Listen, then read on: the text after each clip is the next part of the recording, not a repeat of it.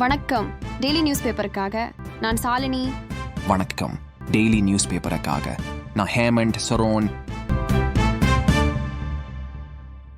மாற்றுத்திறனாளிகளுக்கான 17வது para Olympic போட்டி France தலைநகர் பாரிஸில் நடந்து வருகிறது.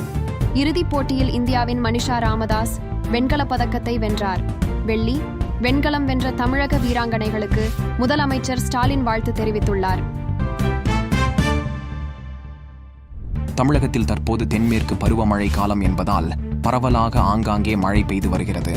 மேற்கு திசைக்காற்றின் வேக மாறுபாடு காரணமாக தமிழகம், புதுச்சேரியில் இன்று செவ்வாய்க்கிழமை முதல் 6 நாட்கள் மழைக்கு வாய்ப்பு உள்ளதாக வானிலை ஆய்வு மையம் தெரிவித்துள்ளது. ஜார்க்கண்டில் போலீஸ் உடல் தகுதி தேர்வில் பங்கேற்ற 11 தேர்வர்கள் மயங்கி விழுந்து இறந்த சம்பவம் எதிரொலியாக தேர்வை நிறுத்தி வைக்க முதல்வர் ஹேமந்த் சோரன் உத்தரவிட்டார்.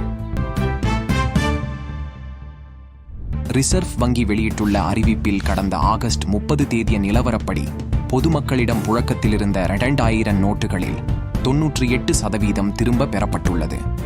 இன்னும் 7260 கோடி மதிப்பிலான 2000 நோட்டுகள் பொதுமக்களிடம் உள்ளதாகவும் ரிசர்வ் வங்கி அறிவித்தது.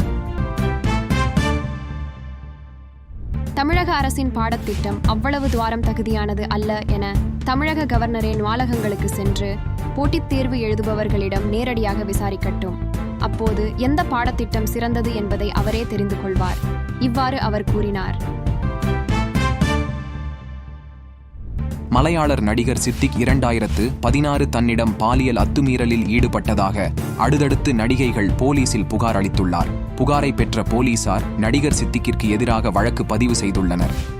எந்நேரமும் கைதாகலாம் என்ற நிலையில் தனக்கு முன்ஜாமீன் வழங்கிட கோரி கேரள ஐகோர்ட்டில் நடிகர் சித்திக் மனு செய்துள்ளார். கனடா எல்லை வழியே அமெரிக்காவுக்குள் சட்டவிரோதமாக நுழையும் இந்தியர்களின் எண்ணிக்கை இதுவரை இல்லாத அளவு உயர்ந்துள்ளதாக ஜூன் காலகட்டத்தை ஒப்பிடுகையில் நடப்பாண்டு இதே காலகட்டத்தில் எண்ணிக்கை 47% அதிகரித்துள்ளது.